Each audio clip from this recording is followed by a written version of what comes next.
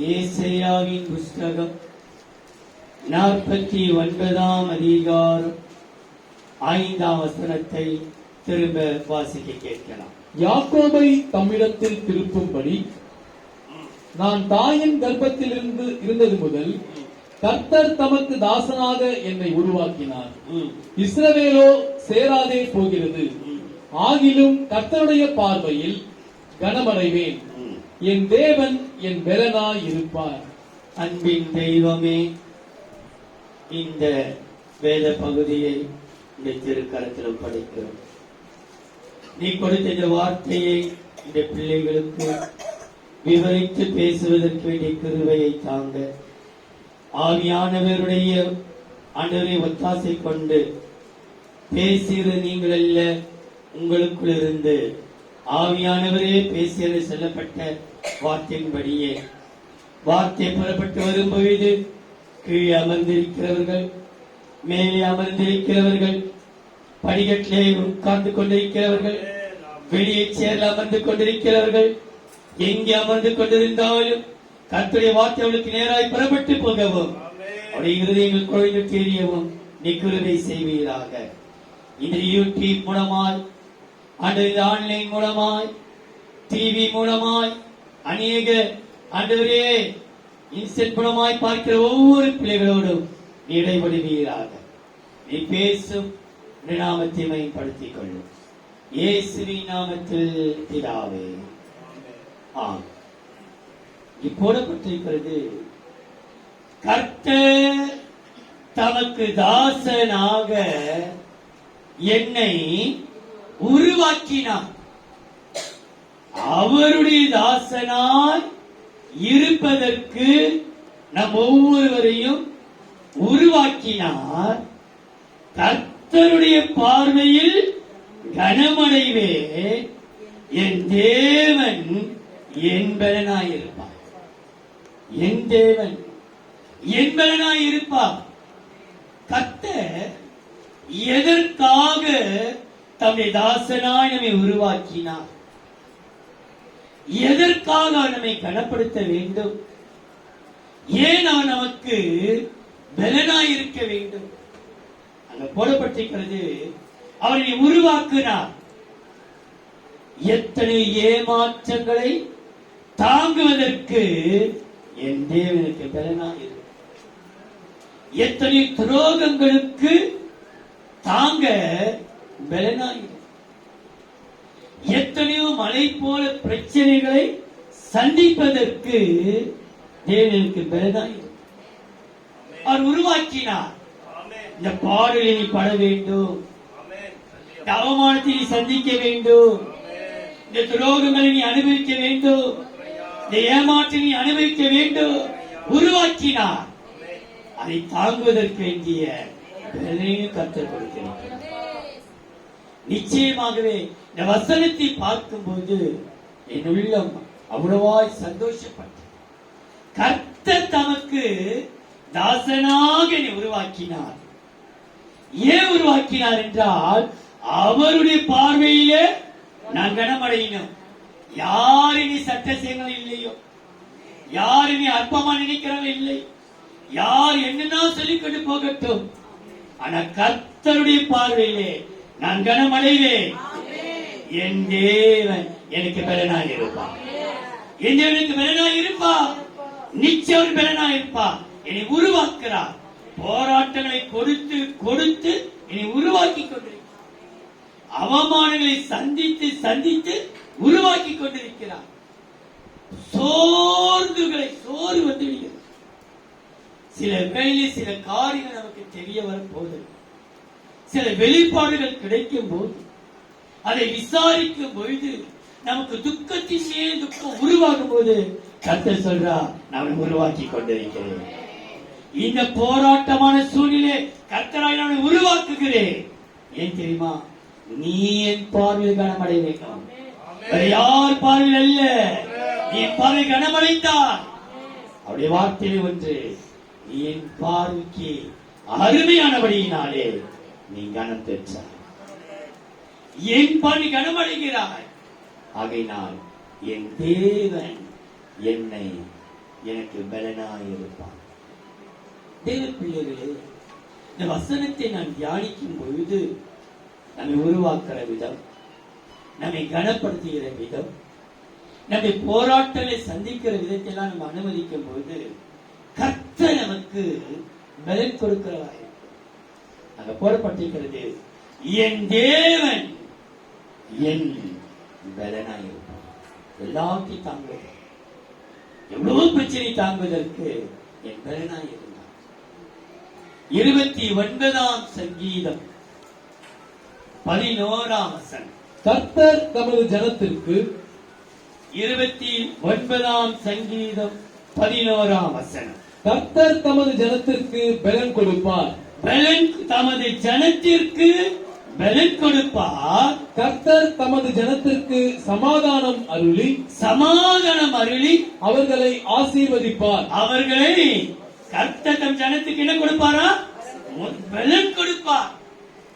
ஏன் பலன் கொடுப்பார்? நீ இப்ப செல்கிற பாதை போராட்டம். இந்த 6 மாதம் 6ஆம் தேதி வரைக்கும், இந்த காலையில வரைக்கும் எத்தனை போராட்டம், எத்தனை பிரச்சனை, எத்தனை நிந்தை. அப்பா, ஒண்ணு மாத்தி ஒண்ணு துர்ச்செய்திகள் காதுல வந்து விழுந்து இறுதி பறையடிக்கப்பட்டு போயிடுச்சு. இவ்வளோ வேதனை வருது. நேற்று கூட வீட்டுல எல்லாம் சொன்னாங்க, இவருக்கு இவ்வளோ பிரச்சனை வந்து போன் மேல போன் இவ்வளோ பிரச்சனை சந்திக்கிறாரு, இவர் எப்படிதான் நாளைக்கு பேச போறாரோ தெரியலையே. ஆனா கர்த்தர் என்னை பலப்படுத்தி என்னை உருவாக்குறார். கடந்த வாரம் முழுவதும் இந்த பக்கம் ஒரு சார், இந்த பக்கம் ஒரு பிரச்சனை, இந்த பக்கம் ஒரு பிரச்சனை, இது ஒரு போராட்டம், இங்க ஒரு பிரச்சனை, அங்க ஒரு பிரச்சனை, காதை சுத்தி போராட்டம். நான் கர்த்தர் உருவாக்கி போராட்டத்தில கொடுத்து உருவாக்கி கொண்டே இருக்கிறார். ஏன் தெரியுமா? அவர் பார்வையில கனமடைவதற்கு மாத்திரமல்ல, என் தேவனுக்கு பலனாயிருக்கிறார். கர்த்தர் தமது ஜனத்திற்கு பலன் கொடுப்பார். அவருக்கு சமாதானம் அருளி அவரை ஆசீர்வதிப்பார். கர்த்தர் நமக்கு பலன் கொடுக்க என்னுடைய தலைப்பே, என் தேவன் என் பலனாயிருப்பார். என்னை உருவாக்குறார். எதுக்கு தெரியுமா? இவ்வளவு கண்ணீரின் பாதை, இவ்வளவு துக்கம், இவ்வளவு நான் நம்புற சில வேளையிலே நம்பிக்கைக்கு உடையவர்கள் நமக்கு வேதனை கொடுக்கும் பொழுது நம்மளால் சேர்ந்திக்கவே, இவர்களா நம்ம ஏமாற்றுகிறார், இவர்களா நமக்கு துரோகம் செய்கிறார், இவர்கள் மாற்றப்பட்டால் நினைத்தோமே, இவர்கள் கைவிடப்பட்டால் நினைத்தோமே, உத்தமரை நினைக்கிறோமே. அப்படியெல்லாம் ஒரு சோறு வரும்போது கர்த்தரே நம்மை உருவாக்குறார். மகனே, உன் வாழ்க்கையிலே எத்தனையோ ஏமாற்றத்தை சந்தித்து வந்துவிட்ட, ஆனா கர்த்தரை நம்மை கைவிடவே மாட்டார். நீங்க கர்த்தருடைய வார்த்தை, கர்த்தர் தமக்கு தாசனாக உன்னை எடுத்துக்கொண்டார். யாரும் ஏற்றுக்கொள்ளவே இல்லையோ, உன் குடும்பம் ஏற்றுக்கொண்டதே இல்லையோ, உன் மனைவியோ, உன் புருஷனோ, உன் குடும்பமோ உன்னை ஏற்றுக்கொள்ளாமல் இருக்கலாம், கர்த்தர் ஏற்றுக்கொண்டார். கர்த்தர் தமக்கு தாசனாக என்னை உருவாக்கினார். அவர் பார்வையில் கனமடைவே, என் தேவன் எனக்கு பலனாய் இருப்பார். எப்படிப்பட்ட பலனாய் இருப்பார்? அவர் கொடுக்கிற பலத்தினாலே உனக்கு கிடைக்க பெயர நன்மையை நான் சொல்லி முடியும். முதலாவதாக நியாயாதிபதிகள் 16ஆம் அதிகாரம் 6ஆம் வசனம் 17ஆம் வசனம். அப்படியே நியாயாதிபதிகள் 16:6-17. அப்படியே தெலிலாள் சிம்சோனை பார்த்து, உன் மகாபலம் எதினால் உண்டாயிருக்கிறது? உன்னுடைய மகாபலம். இவ்வளவு பிரச்சனை சந்திக்கிற, இவ்வளவு போராட்டத்தை சந்திக்கிற, அடி மேல அடி, செலவு மேல செலவு, பிரச்சனை மேல பிரச்சனை, தோல்வி மேல தோல்வி, ஏமாற்றம் மேல ஏமாற்றம், எல்லாரும் கைவிடப்பட்ட சூழ்நிலை. ஆனாலும் நீ அசைக்கப்படாமல் இருக்கிற எப்படி? உன்னுடைய இந்த மகாபலன் எதினால் உண்டாயிருக்கிறது? உன்னை சிறுமைப்படுத்த உன்னை எதினாலே கட்டலாம் என்று நீ எனக்கு சொல்ல வேண்டும் என்றால் 17ஆம் வசனம். தன் இருதயத்தை எல்லாம் அவனுக்கு வெளிப்படுத்தி சவரகன் கத்தி தன் தலையின் மேல் படவில்லை. நான் என் தாயின் கர்ப்பத்தில் பிறந்தது முதல் தேவனுக்கென்று நசரேயனானவன். என் தலை சிரைக்கப்பட்டால் என் பலன் என்னை விட்டு போம். என் பலன் என்னை விட்டு, என் தலையில் இருக்கிற அபிஷேகம் என் தலையை விட்டு போகுமானால் இந்த மகாபலன் என்னை விட்டு போய்விடும்.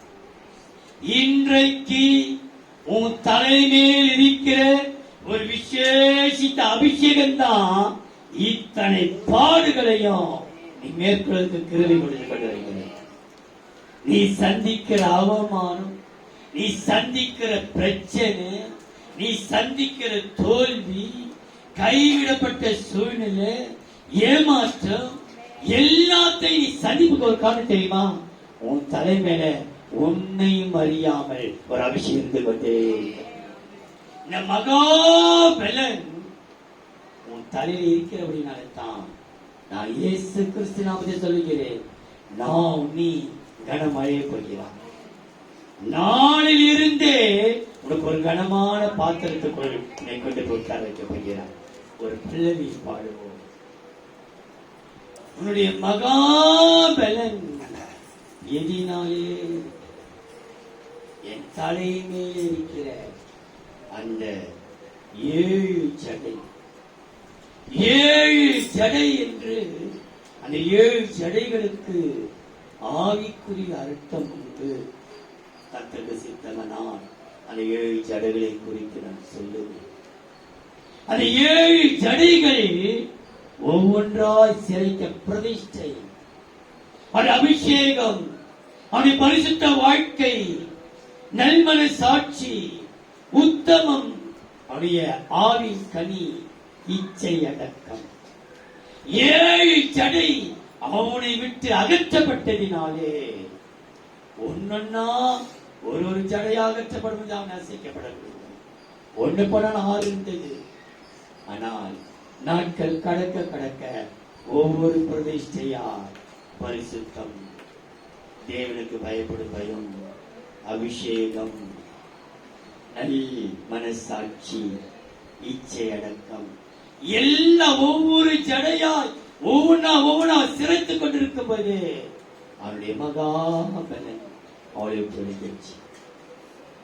பிள்ளையே, உன் வாழ்க்கையிலே கர்த்தர் சொல்லுகிறார், என் தேவன் என்னை கனமடை வைப்பார், என் தேவன் எனக்கு பலனாயிருப்பார். எத்தனை என்னை சுற்றி பாவங்கள் என்னை சூழ்ந்து வந்தாலும், சோதனைகள் சூழ்ந்து வந்தாலும், தெளிலாவே என்னை கூப்பிட்டு மடி மேல கலத்தினாலும் என் அபிஷேகத்தை நான் ஒரு நாள் இழந்து போய்விட மாட்டேன். அன்னைக்கு யோசிப்பை போல உனக்கு ஒரு மன தைரியம். எஜமாத்தி ஒரு பெரிய போஸ்ட்ல இருக்கு, அவங்கதான் ராஜா கடித்தது. அவங்க அல்லவோ ஒரு வேலை காட்சி கூப்பிட்டிருந்தாலோ, வேற யாராவது தன்னோட வேலை செய்யற யாராவது கூப்பிட்டிருந்தாலும் உதவி தலைக்கு வந்துட்டு இருக்கலாம். ஆனா எஜமாத்தியாச்சே, எஜமாத்தி அளவு கண் போட்டா. ஆனா எஜமாத்தியை எதிர்க்க நான் தேவனுக்கு பயப்படாமல் இருப்பதை எதிர்த்து விட்டு உதறி விட்டு ஓடி விட்டான். இன்றைக்கு தேவ பிள்ளையே, கர்த்தர் அவருக்கு தாசனாக உன்னை உருவாக்கி கொண்டிருக்கிறார். தேவனை உருவாக்குறார், இன்னொன்னு உடைக்கிறார், நொறுக்கிறார்.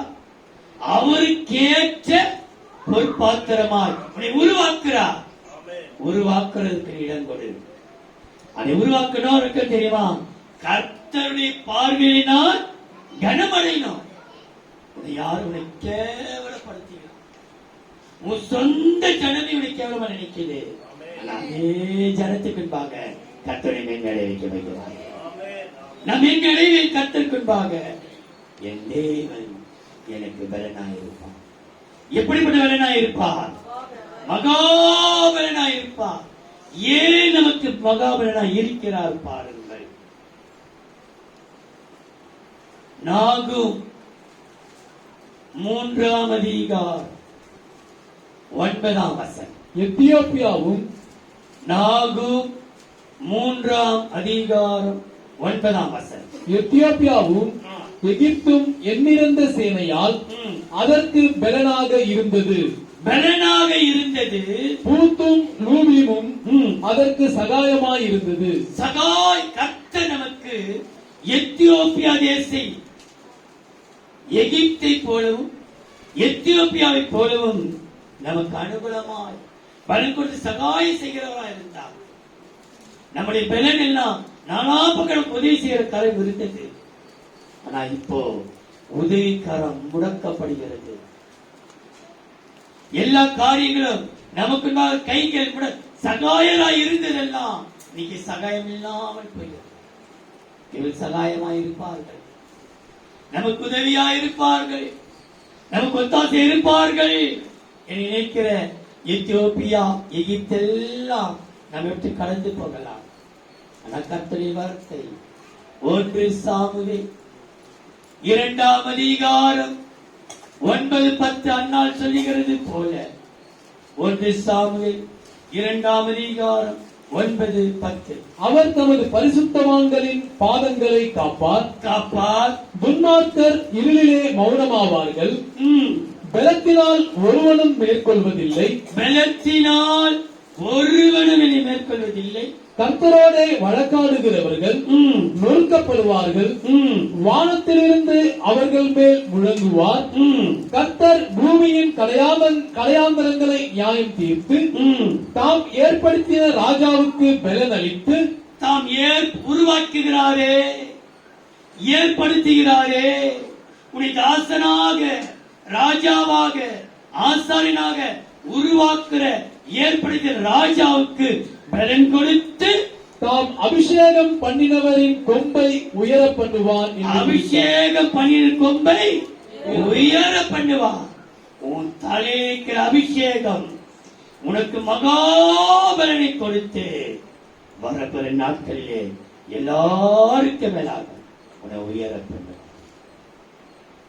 என் தேவன் எனக்கு பலனாயிருப்பார். எப்படிப்பட்ட பலனாயிருப்பார்? மகாபலனாய் இருந்து என்னை உயர பண்ணுவார். இன்னைக்கு தாழ்ந்து கொண்டிருக்கிறார். என்னை செருப்புக்கு கீழா என வைத்திருக்கிறார். அடிக்கடி நீ செருப்பு என் காலுக்கு கீழே நீ. இதே செருப்பை தான் கர்த்தர் தலைமையில் உயர்த்தி வைக்கப்பட்டிருக்கிறார். இன்னைக்கு கர்த்தர் அநேகருக்கு முன்பாக உன்னையும் உன் பிள்ளைகளையும் உன் குடும்பத்தையும் உயரத்தில் வைக்கப்பட்டிருக்கிறார். மகளே, நீ கடந்து வந்த பாதை கண்ணீர், துக்கம், வேதனை. ஆனா இந்த வேதனை உருவாக்குறார். நீ நினைச்சிட்டு என்ன மறந்துட்டாரு, என்னை கைவிட்டுட்டாரு, என்னை விசாரிக்கல, எனக்கு மருத்துவ கொடுக்கல, எனக்கு ஒண்ணுமே கிடைக்கல. உருவாக்குற நோக்கம் தெரியுமா? உன்னை உயரத்தில் கொண்டு போய் தம்மை உருவாக்கின ராஜாவுக்கு பலன் தந்து என்ன செய்யறாரா? உயரத்திலே உட்கார வைக்க, உயரப்பட்டது. இதுக்கு நிச்சயமாகவே என் தேவன் எனக்கு பலன் தருவான். ஏன் தெரியுமா? மகாபலனை தந்து என்னை உயர பண்ணுவான். ஆனா நீ உயர்வதற்கு ஒரு காரணம், உன் தலையில் அபிஷேகம் இருக்கும். ஜடைகள் சிறைக்கப்படக்கூடாது. உன் தலையில் எப்போதுமே அபிஷேகம் இருக்கும். அபிஷேகம் இருக்குமானால் கர்த்தரே உயரப்படும். இரண்டாவதா யோபின் புஸ்தகம் 29ஆம் அதிகாரம் 20ஆம் வசனம். என் மகிமை என்னில் செழித்தோங்கி, என் மகிமை யோபு சொல்கிறார். யோபு 29:20. என் மகிமை என்னில் செழித்தோங்கி செழித்தோங்கி என் கையில் உள்ள என் வில் புது பலன் கொண்டது. என் கையில் உள்ள வில் என்ன பலன் கொண்டதா? புது பலன். புது பலன், மகாபலன் எப்படப்பட்டிருக்கிறது. என் மகிமை என்னிலே செழித்தோங்கினது. என் கையில் உள்ள வில், எனக்குள் இருக்கிற கிருபைகள் எப்படிப்பட்டதா இருக்கிறதா? புது பலன். புது பலனா என்ன? கர்த்தர் நமக்கு இப்ப ஒரு புது பலனை கர்த்தர் கொடுத்து அனுப்ப போகிறார். உச்சன் தலையில இருந்து உள்ளங்கால் வரையிலேயும் ஒரு புது பலன். நீ வந்த மக அல்ல, நீ பலவீனத்தோடு வந்த, நடக்க முடியல, உட்கார முடியல, இடுப்பு வலி, தேய்மானம், கை கொடையிலே எல்லாம் கத்த ஒரு புது பலனை கர்த்தர் கொடுக்க போகிறார். இந்த புது பலன் நமக்கு தெரியும். ஏசாயா 40ஆம் அதிகாரம் 31. கர்த்தருக்கு காத்திருக்கிறவர்களோ, ஏசாயா 40ஆம் அதிகாரம் 31ஆம் வசனம். கர்த்தருக்கு காத்திருக்கிறவர்களோ புது பலன் அடைந்து ம். கழுகுகளைப் போல ம். செட்டைகளை அடித்து எழும்புவார்கள். கர்த்தருக்கு காத்திரு. இதுவரைக்கும் காத்திருக்குது, எல்லாம் எனக்கு கடந்து போயிடுச்சு. இது எவ்வளவு நாள் காத்திருப்பது? கர்த்தர் சொல்ல காத்திரு. உனக்கு இது காத்திருக்கு பலன் கொடுக்கிறேன். புது பலன் கொடுத்து என்ன செய்யறா? கைகளை போல செட்டில் அடித்து எழும்புவார்கள். உயர எழுப்புகிறான். நீ உட்கார்வதற்கல்ல, சோர்ந்துமை படுப்பதற்கல்ல, கர்த்தருக்கு காத்திருக்கிற உனக்கு ஒரு புது பலன். எவ்வளவு காலம் காத்திருக்கு. எனக்கு நீதி செய்கிற தெய்வமே, எதற்கு நீதி செய்யாமல் இருப்பி? காத்திரு. இவ்வளவு வரைக்கும் காத்திருக்க, இன்னும் காத்திரு. உன் அபிஷேகம், உன் காத்திருக்கு உனக்கு ஒரு புது பலன். எதற்காக கர்த்தர் புது பலனை கொடுக்கிறார் பார்த்தீர்களா? நெகேமியாவின் புஸ்தகம் 8ஆம் அதிகாரம் 10ஆம் வசனம். பின்னும் அவன் அவர்களை நோக்கி, நெகேமியா 8ஆம் அதிகாரம் 10ஆம் வசனம். பின்னும் அவன் அவர்களை நோக்கி, ம். நீங்கள் போய் கொழுமையானதை புசித்து நீங்கள் போய், நீ உட்கார்ந்திருக்கிற இடத்தை விட்டு நீ புறப்பட்டு போ. நீ போக வேண்டிய பிரயாணம் வெகு தூரம். நான் உன்னோடு கூட வருவேன்.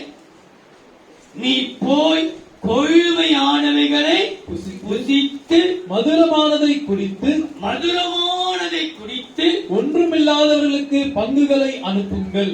ஒன்றுமில்லாதவர்களுக்கு பங்கிட்டுக் கொடுத்து அனுப்புங்கள். இந்த நாள் நம்முடைய ஆண்டவருக்கு பரிசுத்தமான நாள். இந்த நாள் கர்த்தருக்கு வாக்கு கொடுக்கிற நாள். இந்த நாள் கர்த்தருக்கு பரிசுத்தமான நாள். விசாரப்பட வேண்டாம். நீங்க என்ன படாதீங்க, வெசனப்படவே படாத. ஒரு நம்பிக்கை இல்லை. ஆபிரகாமை பார்த்து நீ போ, நான் காண்பிக்கும் தேசத்துக்கு நீ போ. எந்த ஊருக்கு போன சொல்லுங்க, நீ போ, நான் காட்டுறேன். போறான். ஆனா வசனம் சொல்கிறது, எனக்கு அந்த இது இந்த செய்தி அல்ல, இது அதோடைய காரியத்தை நீங்க பாருங்க. நான் நினைக்கிறேன் ஆதி ஆகமம் 12ஆம் அதிகாரம் 1ஆம் வசனத்தை வாசிங்க. கர்த்தர் ஆபிரகாமை நோக்கி, நீ உன் தேசத்தையும் உன் இனத்தையும் உன் தகப்பனுடைய வீட்டையும் விட்டு புறப்பட்டு நான் உனக்கு காண்பிக்கும் தேசத்துக்கு போ. புறப்பட்டு போ என்று சொல்றார். ஒண்ணுமே சொல்லல. எங்க போனோம், எதை இடத்துக்கு போனோம், ஒண்ணுமே தெரியல. என்ன போ சொல்றாரு, இது போறான். ஆனா வசனம் சொல்லி பாருங்க, போ சொல்றவரு போறதுக்கு முன்னாடி அவரு போய் உட்கார்ந்துட்டு இருக்கிறாராம். இவர் போ சொன்னார்ல, ஆபிரகாம் மூட்டை முடிச்சு நீ காலி பண்ணிட்டுக்குள்ள உனக்கு தாங்க போய் அவர் உட்கார்ந்துட்டு இருக்கிறார். வாசித்து பார். அப்போஸ்தலர் 7ஆம் அதிகாரம் 2-3. அதற்கு அவன், சகோதரரே, பிதாக்களே, கேளுங்கள். நம்முடைய பிதாவாகிய ஆபிரகாம் காரானூரிலிருந்து குடியிருக்கிறதற்கு முன்னமே மெசொப்பொத்தாமியா நாட்டிலே இருக்கும்போது மகிமையின் தேவன் அவனுக்கு தரிசனமாகி நீ உன் தேசத்தையும் உன் இனத்தையும் விட்டு புறப்பட்டு நான் உனக்கு காண்பிக்கும் தேசத்துக்கு வா வா. என்றார். என்ன சொல்றாரு இப்போ? நீ புறப்பட்டுட்ட, அங்கிருந்து என்ன கூப்பிடுறாரு? கையாசிக்க வா, நான் நிக்கிறேன், வா வா, வந்து நேரு வந்து நேரு வந்து உனக்கும் வா போ சொல்றது. உன்னை சும்மா விட்டுடுவாரா? விட்டுடுவாரா? ஒரு நாள் விட மாட்டார். அவர் சொல்லிட்டாரு, இவங்க கீழ்ப்படிவு நினைச்சிட்டாங்க. அங்க போய் நிக்கிறாரு, நீ என்ன கூப்பிடுறாரு? வாமா பாப்பா, நான் தான் கூப்பிடுறேன் வா. அவன் நம்பி புறப்பட்டு போனான். கர்த்தர் ஆபிரகாமை சீமானாய் கர்த்தர் மாற்றி போ சொல்லுவது. உன்னை தனியா போக விட மாட்டாரு. உனக்குள்ளா அவரோட அங்க இருப்பார். நீ பாது தெரியாம திகைக்கும் போது, இந்த வீடுதாமா வா, இங்கதான் இருக்கு, வா வா வா, உனக்கு கூப்பிடுற கர்த்தர் அங்க ஒருபோது கைவிடவே மாட்டார். எதிர்த்தவர் கைவிட மாட்டார். நீ நினைச்சிட்டு அப்படியே போ சொல்லிட்டாரு. நீ போறதுக்கு முன்னாடியே அவர் போய் உட்கார்ந்து நிற்கிறாரு. அது எந்த தேசம் நமக்கு தெரியாது. ஆனா கர்த்தரை அழைக்கிறார். ஒருபோது கைவிடவே மாட்டார். தேவ பிள்ளைகளே, இந்த புது பலன் கொடுக்கிறதுக்கு காரணம், கொள்மையானவளை நீ புசித்து மதுரமானதை நீ குடித்து இல்லாதவர்களுக்கு பங்குகளை அனுப்புங்கள். இந்த நாள் நம்முடைய ஆண்டவருக்கு பரிசுத்தமான நாள். பரிசுத்தமான நாள். விசாரப்பட வேண்டாம், விசாரப்பட வேண்டாம். கர்த்தருக்குள் மகிழ்ச்சியா இருப்பதே உங்களுடைய பலன் என்றான். எதுக்காக இந்த பலன்? எதுக்கு கர்த்தர் பலனை கொடுத்திருக்கிறாரு? நீ அழிவதற்காக அல்லவே அல்ல, நீ துக்கப்படுவதற்காக அல்லவே அல்ல, நீ வேதனை அனுபவிக்காக அல்ல. நீ இந்த போராட்டத்தின் மத்தியிலையோ நீ மகிழ்ச்சியோடு நீ காணப்பட வேண்டும். நான் கர்த்தருக்குள் மகிழ்ச்சியா இருப்பது எனக்கு கொடுத்த புது பலன். உன்னால் எப்படி மகிழ்ச்சியா இருக்க முடியுது? எப்படி நீ இப்படி தனியா மகிழ்ச்சியா வாழுற?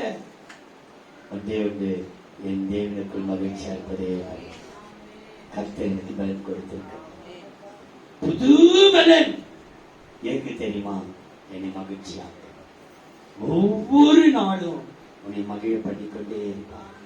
போதும், நீ கடந்து வந்ததெல்லாம் நினைச்சா நீ எப்படி உயிர் வாழ்ந்தென்று உன் இறுதி மொழி கேட்கும். இது என்ன வாழ்க்கை? இவ்வளவு வருஷம் நான் வாழ்ந்துட்டேன், ஆனா இனிமேல் கத்த சொல்றாரு, உன் துக்கத்தை எல்லாம் நான் மாற்றி விட்டேன். உனக்கு ஒரு புது பலன் தரேன். ஏன் தெரியுமா? உன்னை மகிழ்ச்சியா நீ கர்த்தருக்காக காத்திரு. எல்லா ஆசிரியரும் உன்னை கைவிட மாட்டார்.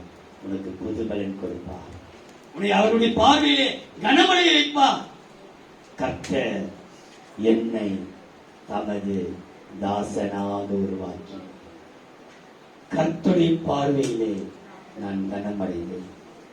என் தேவன் எனக்கு பலனாய், எப்படிப்பட்ட பலனாய் இருப்பார்? மகாபலனாய் இருந்து என்னை உயர பண்ணவா, எனக்கு புதன் பலனை கொடுத்து என்னை மகிழ்ச்சியாக. மூன்றாவது 27ஆம் சங்கீதம் 1ஆம் வசனம். கர்த்தர் என் வெளிச்சமும். 27ஆம் சங்கீதம் 1ஆம் வசனம். கர்த்தர் என் வெளிச்சமும் என் ரட்சிப்புமானவர். யாருக்கு பயப்படுவேன்? யாருக்கு நான் பயப்படுவேன்? கர்த்தர் என் ஜீவனின் பலனானவர். எப்பேற்பட்ட பலனானவரா? ஜீவன். ஜீவனின் பலனானவர். உன் ஜீவன் கர்த்தருடைய பார்வையில் அருமையா இருக்கிறது. உன் ஜீவனுக்கு எந்த ஒரு சேதம் வராது. நீ பார், உன் பிள்ளை பிள்ளையுடைய பிள்ளைகளை கூட உன் கையில் இருந்ததற்கு கர்த்தர் கிருபை தருவார். உன் ஜீவனின் பலனான. ஐயோ, என் ஜீவன் எப்போது இருக்குமோ? என் ஜீவன் சரீரமே செத்து போறது போல இருக்குது. தேவ பிள்ளையே, அது எப்படிப்பட்ட வியாதியா இருக்கட்டும், கர்த்தரை பார்வையிலே ஜீவனின் பலனான. கர்த்தர் ஜீவனை கொடுக்க. எதற்கு இந்த பலன்? ஜீவனின் பலன். உணமா போல, உணமா உனக்கு உணவு போல நம்ம கேட்கறது வழக்கம். ஆனா கர்த்தர் சொல்ற, மகளே, எந்த இடத்துக்கு பலன்? எப்படிப்பட்ட பலனா இருப்பாரா? ஜீவன். என்னன்னா நடக்கும்? யோபு பக்தர் எழுதி வச்சிருக்கிறார் பாருங்கள். யோபின் புஸ்தகம். அவருக்கு எல்லாம் அழிஞ்சிடுச்சு, எல்லாம் போயிடுச்சு. இப்ப கேட்கிறாங்க, உனக்கு இன்னும் இந்த ஜீவனின் பலன் என்ன பலனியா? உன் ஜீவனுக்கு என்ன கல்லா இரும்பா இல்ல எதிர செய்து இவ்வளோ பிள்ளைய வாரி கொடுத்து இவ்வளோ நஷ்டம் அடைந்து இவ்வளோ அழிஞ்சு போய் எல்லாத்தையும் இழந்து நிற்கிறியே, இன்னும் உனக்கு என்ன பலன்? இது எப்படிப்பட்ட பலன்?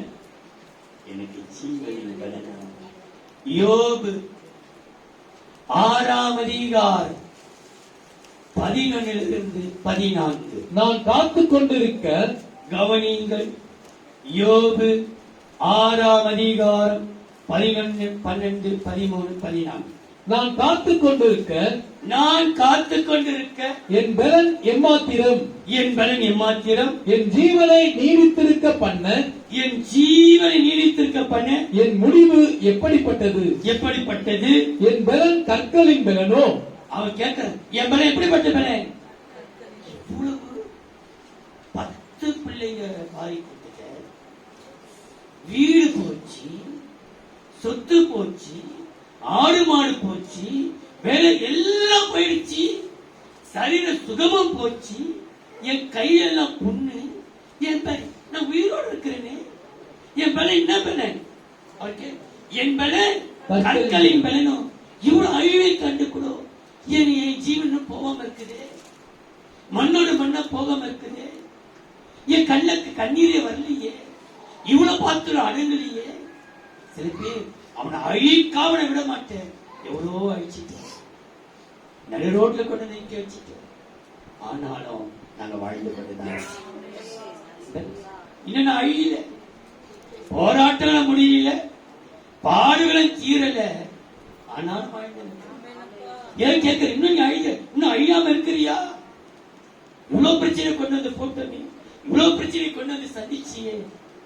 என் பலன் கற்களின் பலனோ, என் மாம்சம் வெங்கலமோ?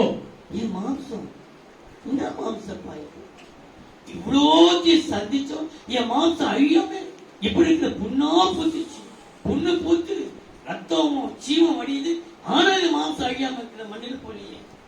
என் மாம்சம் வெண்கலமோ? எனக்கு உதவியானது ஒன்றும் இல்லை அல்லவோ? எனக்கு உதவாறு ஒருத்தர், நான் மழை போல நினைச்சேன், இவங்க உதவாங்க, அவங்க உதவாங்க, இவங்க தாசு ஒருத்தர் நம்மை கைப்பற்றி விடையாது. ஒருத்தர் நம்மை நம்பிக்கைக்கு பாத்திரமோ, நம்மை புரித்துக் கொள்ளவோ, நம்மை அறிந்து கொள்ளவோ, நம்ம கையை பிடிச்சு தூக்கிடவோ உதவார் ஒருவரும் இல்லையே. உதவாருக்கு இல்லை, என்ன எப்படி நான் கரை சேரப்பட தெரியலையே, உதவார் இல்லையே. சகாயம் என்னை விட்டு நீங்கிற்று. சகாயம் பண்ணிடவள் எனக்கு விலகிச்சாங்களே, நீங்கிச்சு. நான் சகாயம், எனக்கு சகாயம் கிடைக்கும், சகாயம் கிடைக்கும், மழை போல பல பேரை நம்பி இருப்போம், ஒரு நம்பிக்கை நம்பிச்சாங்களே, சகாயம் நீங்கிச்சோ. உபாதிக்கப்படுகிறவனுக்கு அவனுடைய சிநேகிதனால் தயை கிடைக்க வேண்டும். ஆண்டவரே நீதான் செய்கிற, நான் உபாதிக்கப்படுகிறேன், என் உபாதை கொஞ்ச உபாதை அல்ல, பயங்கரமான உபாதை, பயங்கரமான உபாதை. சில வேளையிலே சில பிரச்சனைக்கு சாப்பிடப்பட முடியாது, சாப்பாடு இறக்காது, சாப்பிட முடியாது, அப்படிப்பட்ட உபாதைகள். சில வேளையிலே பசி எடுத்தாலும் சாப்பிடுவதற்கு மனம் வருது, அப்படிப்பட்ட ஒரு உபாதை. ஆனா அவசரத்தில் என் சிநேகிதர் எனக்கு தயவு செய்வார். நமக்கு ஒரே ஒரு சிநேகிதர் ஆண்டவராக இயேசு கிறிஸ்து, அவர்தான் நமக்கு தயவு செய்வார். இந்த சிநேகிதரை உறுதியாய் பற்றிக் கொள்ளுங்கள். எல்லாமே நம்மை விட்டு போனாலும் ஜீவனின் பலனானவர் நமக்கு தயவு செய்வார். எப்படிப்பட்ட தயவு செய்கிறார் பாருங்கள்.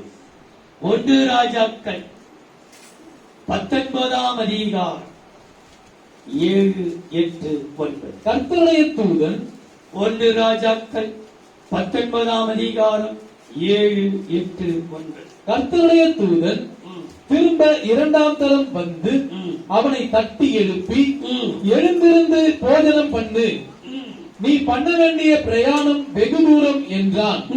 அப்பொழுது அவன் எழுந்திருந்து புசித்து குடித்து அந்த போஜனத்தின் பலத்தினால், அந்த அவர் கொடுத்த ஒருவேளை சோறுமா, அந்த ஒரு அப்பம், தூதுடைய அப்பம், இறைச்சி கூட இல்லாது அப்பமும் தண்ணீரும். தூதுடைய உணவு என்னது?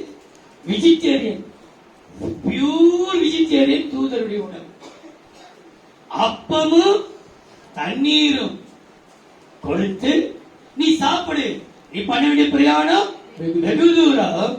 அந்த போஜனத்தின் பலத்தினால் 40 நாள் இரவு பகல் ஓரேப் என்னும் தேவனுடைய பர்வதம் மட்டும் நடந்து போனான். அங்கே அவன் ஒரு கெபிக்குள் போய் தங்கினான். கர்த்தருடைய வார்த்தை அவனுக்கு உண்டாகி, கர்த்தருடைய வார்த்தை, எலியாவே உனக்கு இங்கே என்னது? எலியாவே, கர்த்தருடைய வார்த்தை இந்த ஜீவனின் பலன் கொடுப்பதற்கு காரணம் அவருடைய வார்த்தை தான் என்னை உயிரோட வச்சிருக்கு. அவருடைய வார்த்தை வந்து எனக்கு கொடுக்காவிட்டால் என்றைக்கு மண்ணுக்கு மண்ணா நான் போய் சேர்ந்துச்சிருப்பேன். அவருடைய ஒருவேளை தூதனுடைய அப்பமும் அந்த தண்ணீர், அந்த வசனத்துல அப்பமும் தண்ணீர், அதை குடிச்சிட்டு 40 நாள் நடந்துக்கு ஒரே ஒரு காரணம் கர்த்தருடைய வார்த்தை, கர்த்தருடைய அபிஷேகம். கர்த்தருக்கு காத்திரு. கர்த்தருடைய அபிஷேகத்தினாலே நான் மகாபலனை பெற்றேன். கர்த்தருக்கு காத்திருந்ததினாலே புதுபலனை பெற்றுக்கொண்டேன். கர்த்தருடைய வார்த்தையினாலே நான் ஜீவனின் பலனை பெற்றுக்கொண்டு ஜீவனின் பலன் எனக்கு தயவு உண்டாக்கினது. நீ எங்கே போய் நிற்கிறாயோ எல்லாருடைய கண்களையும் உனக்கு கர்த்தர் தயவு கிடைக்க. ஏன் தெரியுமா? இது கர்த்தருடைய வார்த்தை உனக்கு நேராய் வருகிறது. நான்காம் லூக்கா எழுதின சுவிசேஷம் 2ஆம் அதிகாரம் 40ஆம் வசனம். பிள்ளை வளர்ந்து, லூக்கா 2:40. பிள்ளை வளர்ந்து ஆவியிலே பலன் கொண்டு ஞானத்தினால் நிறைந்தது. ஞானத்தினால், ஆவியின் பலன். என்ன பலன்? மகாபலன், புது பலன், ஜீவனின் பலன் இங்கே போடப்பட்டிருக்கிறது. ஆவியின் பலன். இந்த ஆவியின் பலன் நமக்கு கொடுக்கிற நன்மை பாருங்கள். லூக்கா 1ஆம் அதிகாரம் 80ஆம் வசனம். அந்த பிள்ளை வளர்ந்து, லூக்கா 1:80. அந்த பிள்ளை வளர்ந்து ஆவியிலே பலன் கொண்டு இஸ்ரவேலுக்கு தன்னை காண்பிக்கும் நாள் வரைக்கும், கர்த்தருக்கு தன் இஸ்ரவேலுக்கு தன்னை காண்பிக்கும் நாள் மட்டும் வனாந்தரங்களிலே இருந்தான். எங்க இருந்தானா? வனாந்தர வாழ்க்கை. ஆவியின் பலன் ரொம்ப ராஜபோஜனமான வாழ்க்கை என்று நினைச்சாரு. ஒரு வனாந்தரம். மனாந்தரத்தை சோர்ந்து போய்விடாதே. மனாந்தரத்திலே இயேசு சோதிக்கப்பட்டான். நீ இருக்கும் மனாந்தரத்திலே கர்த்தரோடு கூட இருப்பார். ஆனா ஒன்றே ஒன்று, அந்த பிள்ளை ஆவியிலே பலன் கொடுத்து ஞானத்தினால் நிறைந்து. நீ எதை பேசினாலும் எப்படி நடந்தாலும் தேவ ஞானத்தை பெற்றுக்கொள். நீ பேசுறது மற்றவர்கள் பிரயோஜனமா இருக்குமா? நீ சொல்லுறது மற்றவர்கள் பிரயோஜனமா இருக்குமா? நீ செய்து மற்றவர்கள் பிரயோஜனமா இருக்குமா? யோசித்து நீ முடிவெடு. முடிவு எடுத்துட்டு வேதனைப்பட்டாங்க. இந்த தேவ ஞானத்தை நீ பெற்றுக்கொள்.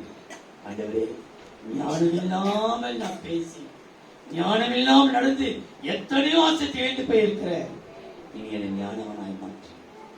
உன்னை ஞானவனாய் மாற்றத்தான் கர்த்தர் உனக்கு இந்த பலனை கொடுக்கிறார். என்ன பலனை? ஆவியின் பலன் கொடுக்க ஆசிரியத்தை பாருங்கள். லூக்கா 24ஆம் அதிகாரம் 49:5. என் பிதா வாக்குத்தத்தம் பண்ணினதை, லூக்கா 24:49-50. என் பிதா வாக்குத்தத்தம் பண்ணினதை இதோ நான் உங்களுக்கு அனுப்புகிறேன். நீங்களோ உன்னதத்திலிருந்து வரும் பலனால், உன்னதத்திலிருந்து ஆவியானவருடைய பலன், ஆவியின் பலன் வருகிறது. உன்னதத்தில் வரும் பலனால் தரிப்பிக்கப்படும் வரைக்கும் எருசலேம் நகரத்தில் இருங்கள் என்றார். பின்பு அவர் பெத்தானியா வரைக்கும் அவர்களை அழைத்துக் கொண்டு போய் தம்முடைய கைகளை உயர்த்தி அவர்களை ஆசீர்வதித்தார். என்ன செய்தாரா? ஆசீர்வாதமாயிருப்பார். 6ஆம் மாதம் 5ஆம் தேதி கர்த்தருடைய வீட்டில் அமர்ந்து கொண்டிருக்கிற உன் சிரசின் மேலே கர்த்தருடைய கரம் அமர்ந்திருக்கிறது. விசேஷித்து ஆசிக்கப்பட்டவனாக ஆசிரியப்பட கர்த்தர் மாற்றுவேன். இனி எந்த மாயமோ மந்திரமோ எந்த சத்துரு போராட்டமோ உன்னை சாபத்துக்குள் ஆக்கவே ஆக்காது. நீ எழுதி வைத்துக் கொள், இன்றிலிருந்து நீ எடுக்கிற ஒவ்வொரு அடியும் ஒரு ஜெயத்தின் அடியா இருக்க, ஜெயத்தின் படியா இருக்க வைக்கிறது. சாபம் அல்ல, நீ தொட்டதெல்லாம் ஆசீர்வாதம் தான். உன்னை ஒரு கை இருக்க மாட்டேன். கர்த்தர் இந்நாள்கள் கொண்டு உன்னை கொடுக்கிற கரங்களாய் கர்த்தர் மாற்றுவேன். கொடுக்கிற கரங்களாய் மாற்று. கர்த்தரை கொடுக்க வைப்பார். உன்னை கொடுக்கிற கரங்களாய் மாற்று.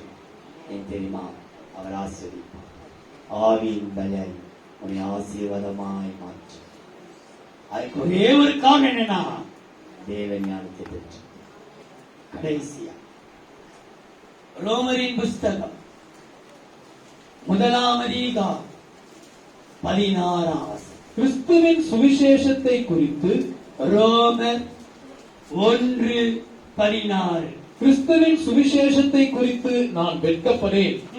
முன்பு யூதரிலும் பின்பு கிரேக்கரிலும் விசுவாசிக்கிறவன் எவனோ அவனுக்கு ரட்சிப்பு உண்டாவதற்கு அது தேவபலனாய் இருக்கிறது. என்ன பலனாய் இருக்கிறது? தேவபலன். தேவபலன். அவருடைய பலனையை கர்த்தருக்கு கொடுத்து விடுகிறார். தேவபலன். கர்த்தர் தமக்கு தாசனாக என்னை உருவாக்கி கர்த்தருடைய பார்வையில் கனமடைவேன். தேவன் எனக்கு பலனாய், அந்த பலன் தேவ பலன். இந்த தேவ பலனை குறித்து சொல்லப்பட்டிருக்கிறது பாருங்கள். 1 கொரிந்தியர் 1ஆம் அதிகாரம் 18ஆம் வசனம். சிலுவையை பற்றிய உபதேசம் கெட்டு போகிறவர்களுக்கு பைத்தியமாய் இருக்கிறது. உபதேசம் ஆண்டவராக இயேசு கிறிஸ்து சொன்னார், என் உபதேசத்திலே நிலைத்திரு. என் உபதேசம் உங்களுக்குள் இருக்குமானால் மிகுந்த கனிகளை கொடுப்பீர்கள். சிலுவையின் உபதேசம் கெட்டு பொருளுக்கு பைத்தியமாயிருக்கிறது. ரட்சிக்கப்படுகிற நமக்கோ அது தேவபலனாய் இருக்கிறது. தேவபலன். அவருடைய உபதேசம், கர்த்தருடைய உபதேசத்துக்கு கீழ்ப்படியுங்கள். அவருடைய உபதேசத்தை நிலைத்திருங்கள். அவருக்குள் உறுதியாக நிலைத்திருங்கள். ஆவியின் கனிகளை காட்டுங்கள். சாந்தம், பொறுமை, அன்பு.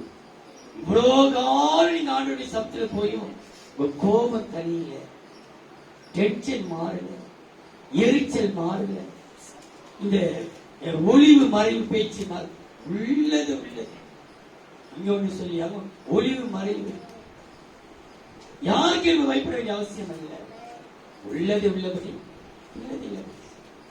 ஒளிவு மறைவு உபதேசத்திலே நீ உறுதியா இருப்பாயானால் கர்த்தர் உனக்கு தேவபலன் கொடுக்கும் ஆசீர்வாதத்தை பாரு. எபிரேயர் 11ஆம் அதிகாரம் 11ஆம் வசனம். விசுவாசத்தினாலே சாராலும் வாக்குத்தத்தம் பண்ணினவர் உண்மையுள்ளவர் என்று எண்ணி கர்ப்பம் தரிக்க பலனடைந்து வயது சென்றவளாய் இருந்தும் பிள்ளை பெற்றாள். வயது சென்றவளாய் இருந்தும் எந்த பலன்? முடியாததே கர்த்தர் முடித்து காட்டுவா. வயதாகிவிட்டதே, எனக்கு நடக்குமா? கர்த்தர் நடத்தி காட்டுவா. வயது போகிறதே, வேலையில் போய் அமர்வேனா? நிச்சயம் அமர பண்ணுவா. தேவனால் முடியாது என்பதை ஒன்றுமே இல்லை. தேவன் முடித்து காட்டு. முடியாததை முடிப்பான். எது நடக்காது சொன்னார்களோ உனக்காக கர்த்தர் நடத்தி காட்டுவான். சாராளுக்கு வயதாயிடுச்சு, ஆபிரகாமுக்கு வயதாயிடுச்சு. இனி என்னது பிள்ளை பிறக்க போகிறது? கர்த்தர் அவனுக்கு அந்த பலன், அவன் பலன் அடைந்து கர்ப்பம் தரிக்கும்படி பலன் அடைந்து ஒரு பிள்ளை பெற்று. இது கர்த்தர் உங்களுக்காக நடக்காததை கர்த்தர் நடத்தி காட்ட போகிறார். நடக்காது நினைக்கிற நீ, அதுவே கர்த்தர் நடத்துவாங்க. கிடைக்காது நினைக்கிற அது கர்த்தர் கிடைக்க வைக்க போகிறார். முடியாது எல்லாரும் சொல்றாங்க, கர்த்தர் முடிக்க போகிறார். இது உனக்கு கிடைக்குமா? நிச்சயம் கர்த்தர் கிடைக்க வைக்க போகிறார். அது உனக்கு தான். வேற யாருக்கும் இல்லை. கர்த்தர் சொல்றாரு, உனக்கு தேவ பலன் முடியாததை முடிப்பார். நீ நடக்கிற முடிக்காம நடக்காதது கர்த்தர் நடத்தி காட்ட அவர் வல்லவராயிருக்கு. நாம் எல்லாரும் சேர்ந்து சொல்லுவோம், கர்த்தர் தமக்கு தாசனாக என்னை உருவாக்கினார். கர்த்தருடைய பார்வையிலே நான் கனமடைவேன். என் தேவன் என் பலனாய் இருப்பார். கை உயர்த்தி சொல்லுவோம், என் தேவன் எனக்கு பலனாய் இருப்பார். என் தேவன் எனக்கு பலனாய் இருப்பார். அன்பின் தெய்வமே, நன்றியோடுமை ஸ்தோத்திரிக்கிறோம். பிதா, குமாரன், பரிசுத்த ஆவியின் நாமத்தினாலே இந்த யூடியூப் மூலமாக, டிவி மூலமாக, ஆன்லைன் மூலமாக மேலே அமர்ந்து கொண்டு, படிக்கட்டில் அமர்ந்து கொண்டு, கீழே பார்த்து கொண்டு, வெளியே செல்ல அமர்ந்து கொண்டிருக்கிற ஒவ்வொரு மீதும் நீ கரம் இறங்கட்டும். அதிரமான கரம் இறங்கி பிள்ளைகள் ஆசீர்வதிக்கட்டும் ஐயா. ஒவ்வொரு மீது கர்த்தரை கரம் இறங்கட்டும். 6ஆம் மாதம் 5ஆம் தேதியிலே என் தேவனுடைய வீட்டில் அமர்ந்து கொண்டிருக்கிறவர்களே, கர்த்தருடைய கரம் என் மேல் அமர்ந்தது. எங்கள் ஒவ்வொரு கர்த்தரை கரம் அமரட்டும். அவ வாஞ்சைகளை நிறைவேற்றுவீரா, ஆசீர்வதிப்பீரா. இயேசுவின் நாமத்தில் பிதாவே. ரவி தாமஸ் அவர்கள் பாட